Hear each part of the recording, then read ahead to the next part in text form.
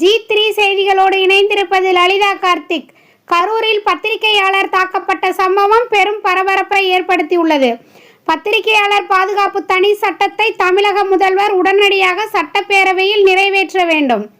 கரூரில் பாமக கிழக்கு மாவட்ட செயலாளர் பிரேம்நாத் பேட்டி. நண்பர்களுக்கு வணக்கம். நேற்று ஒரு துரதிர்ஷ்டமான ஒரு நிகழ்வு நடந்துள்ளது. அதாவது நியூஸ் தமிழ் தொலைக்காட்சியின் செய்தியாளர் மற்றும் ஒளிபரப்பாளர் மற்றும் வழக்கறிஞர் என்ற 3 பேர் ஸ்ரீரங்கம் எம்எல்ஏ பழனியாண்டிக்கு சொந்தமான கரூர் மாவட்டம் குளித்தலை அருகே சிவாயம் பகுதியில் அமைந்துள்ள கிரசர் குவாரியில் வைத்து சுமார் 80க்கும் மேற்பட்ட ரவுடிகளால் கடுமையாக தாக்கப்பட்டனர். அதாவது கொஞ்சம் அவங்க சுதாரித்து தப்பிச்சு வரலன்னா அங்க உள்ளே அவங்களை அடிச்சு கொன்னு எரிச்சு எம்செட்டோட எம்செட்டா கலந்துருப்பாங்க. சிபிஐ விசாரணை வச்சிருந்தா கூட கண்டுபிடிச்சிருக்க முடியாது. இவ்வளவு பெரிய தாக்குதல் நடத்தினது ஆளுங்கட்சியை சேர்ந்த ஒரு எம்எல்ஏ, சட்டப்பேரவை உறுப்பினர் நடத்துற வேலையா இது? அந்த குவாரியில ஏற்கனவே 26 கோடி பெனால்டி போட்டிருக்காங்க. உயர்நீதிமன்றம் அந்த பெனால்டியை பணைய தொகை கட்டணும்னு சொல்லியும் இன்ன வரைக்கும் அவங்க கட்டல. அது சம்பந்தமா ஆய்வு செய்ய போன போது இந்த தாக்குதல் நடந்திருக்கு.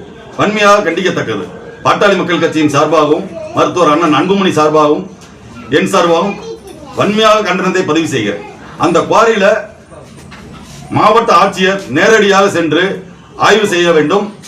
கிட்டத்தட்ட ஆய்வு செஞ்சா 26 கோடி இல்லைங்க, 200 கோடிக்கு மேல பெனால்டி போடுற அளவுக்கு அங்க முறைகேடு நடந்திருக்கு. சட்டவிரோதமா கற்கள் பல மடங்கு வெட்டி எடுக்கப்பட்டு, உதாரணத்திற்கு 1A சர்வே நம்பர்ல லைசன்ஸ் இருக்குன்னா 1F 1Z வரைக்கும் எடுத்து வச்சிருக்காங்க. அந்த அளவுக்கு முறைகேடு நடந்திருக்கு. பத்திரிகையாளர்கள் கரூர் மாவட்டத்தில் தாக்குதலுக்கு உள்ளாகுவது நிறைய இடத்துல நடந்திருக்கு.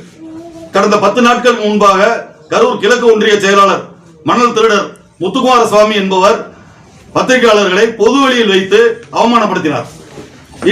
நேற்று எம்எல்ஏ பழனியாண்டி, ஆளுங்கட்சி எம்எல்ஏ பழனியாண்டி அவர் அடியாளை வைத்து பத்திரிகையாளர்களை அடித்து துன்புறுத்தி காயப்படுத்தி, நல்லவேளை அவர்கள் தப்பித்து வரவில்லை என்றால் செத்திருப்பார்கள். அந்த அளவுக்கு ஒரு துரதிர்ஷ்டவசமான நிகழ்வு நேற்று நடந்தது.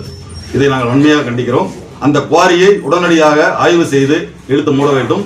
பத்திரிகையாளரை தாக்கிய அந்த நபர்கள் இப்பொழுது தாங்கள் அடிபட்டது போல் குளித்தலை அரசு தலைமை மருத்துவமனையில் படுத்துக்கொண்டு சிகிச்சை எடுப்பது போல் நடித்துக் கொண்டிருக்கிறார்கள். அது அவர்களை உடனடியாக டிஸ்சார்ஜ் செய்து கைது செய்து குண்டர் தடுப்பு சட்டத்தின் கீழ் கைது செய்ய வேண்டும். பத்திரிகையாளர்களை பாதுகாக்க பத்திரிகையாளர் பாதுகாப்பு தனி சட்டம் சட்டப்பேரவையில் தமிழக முதல்வர் உடனடியாக இயற்ற வேண்டும். பத்திரிகையாளரை யார் தொட்டாலும் அவர்களை குண்டர் சட்டத்தில் கைது செய்வதற்காக பத்திரிகையாளர் பாதுகாப்பு தனி சட்டத்தை இயக்க வேண்டும். பத்திரிகையாளரை பாதுகாக்கணும் அப்படின்னு கோரிக்கை வச்சு எல்லாத்துக்கும் நன்றி கூறி விடைபெறுகிறேன். நன்றி, வணக்கம்.